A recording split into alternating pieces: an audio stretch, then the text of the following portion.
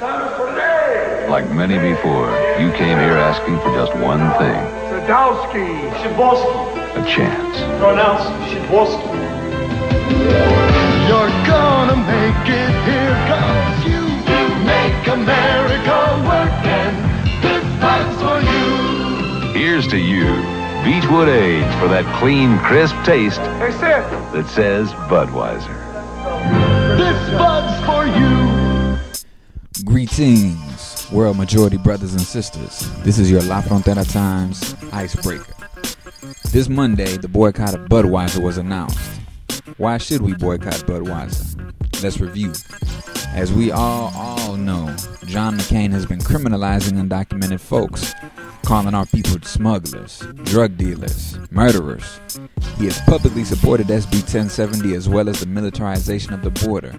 He has proposed more Border Patrol agents, to import National Guard officers, to buy more surveillance equipment, and he has also entertained the infamous border fence.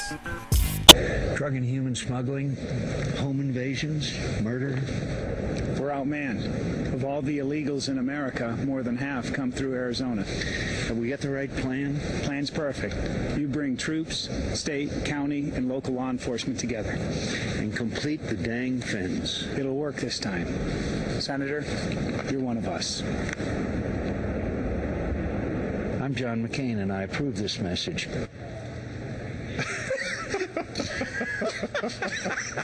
Complete that dang fence, Joe. Cindy Hensley McCain is John McCain's wife and is also the owner of Hensley Company, a distributor of Budweiser. Hensley Co. has given generously to John McCain's campaign pockets. For example, in the 2008 election cycle, Hensley Company gave John McCain $24,000 and was fourth in the top 20 contributors to his campaign. It is clear now that to support Budweiser is to bankroll John McCain and his racist policies against the undocumented immigrant community. You buy Bud, you demonize countless brown folk. Countless brown folk who will be implicated in SB 1070 racial profiling, whether we have documents or not. Supporting other goods like Budweiser is to personally finance hate yourself, to personally finance racial profiling yourself, and to personally finance deportation yourself. So until Budweiser has fully withdrawn from these campaigns of supporters of racism, and until they publicly denounce SB 1070 and other hate legislation, this boycott will continue. But the immigrant rights and Latino movement in general must go beyond boycotting one company. The Latino movement must go beyond boycotting. As we continue to research corporate contributions to anti-immigrant politicians, we will find that we must stop buying from various food and beverage vendors, department stores, and even electronic sellers. Many of these corporations have lots of power because their investments are diversified into other industries, like media ownership and natural resource extraction. So little by little, we'll discover that we are boycotting the intrusion of corporations into our daily lives, and boycotting their use of campaign contributions to ensure that select candidates will support their financial profit and their social gain through their policies. For example, the private prison industry is deeply linked to supporters of SB 1070. Why? Because some people's job is locking other people up.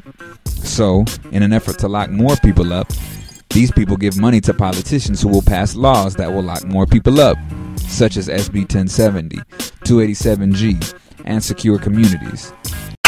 Although tourism is taking it on the chin, there is one business that stands to gain tens of millions of dollars from tougher border security and the implementation of measures like SB 1070.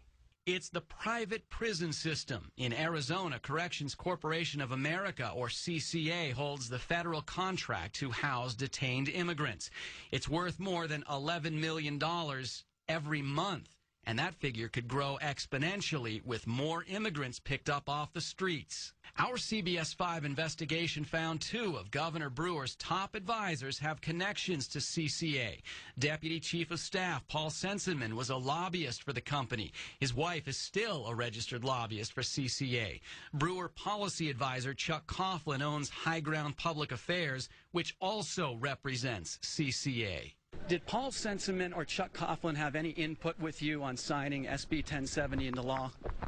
Okay, we're done. I mean, are you aware that they were lobbyists for Corrections Corporation of America? Sorry, Morgan. Governor, don't you think you should have disclosed that? The governor did not answer those questions.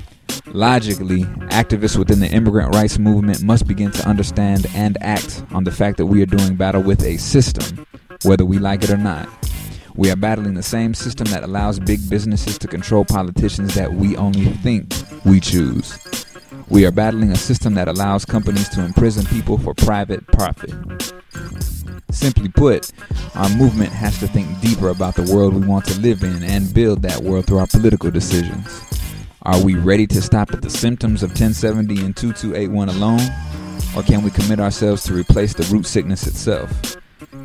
This lesson should teach us to establish more community-controlled businesses that can provide goods and services to our community, so that we don't have to keep relying on Tostitos for chips, so that we don't have to rely on Target for department store items, and that we don't have to depend on Budweiser for beer.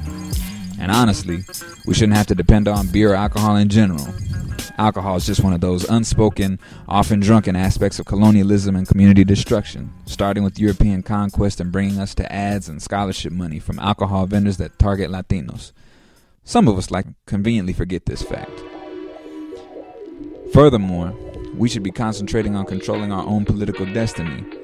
The only way our community can determine our fate is to put our own candidates into elections for offices with the lowest amount of power to the highest position in the state. Why not start now? If we plan to be a true movement, we must employ the by any means necessary strategy. We cannot leave our loyalty open to the betrayal we have experienced at the hands of the Democrats ever again, because we are seeing that neither Terry Goddard nor Barack Obama have our true interest at heart. Moral appeals to the power structure have so far proven insufficient, and appeals to constitutionality have been met with threats that the white power structure will change the Constitution if white supremacy deems it necessary. I gotta look, but people come here to have babies. They come here to drop a child. It's called drop and leave. To have a child in America, they cross the border, they go to the emergency room, have a child, and that child's automatically an American citizen. But I may introduce a constitutional amendment that changes the rules. If you have a child here, birthright citizenship, I think, is a mistake. That we should change our Constitution and say if you come here illegally and you have a child, that child's automatically not a citizen. That is going to cause such a stir. I don't know why.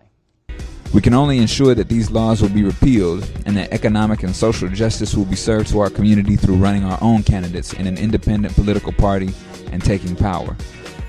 The boycott of Budweiser and other companies is 100% necessary. It will empower our community to provide its own resources for itself and forcefully challenge corporations and politicians to get out of bed with one another and stop trying to disenfranchise us. But beyond the boycott, our community must look for alternatives to the current system that is oppressing us through economic, political, and social measures. If we are being oppressed by all means, our empowerment must use any means necessary. This has been your La Frontera Times Icebreaker.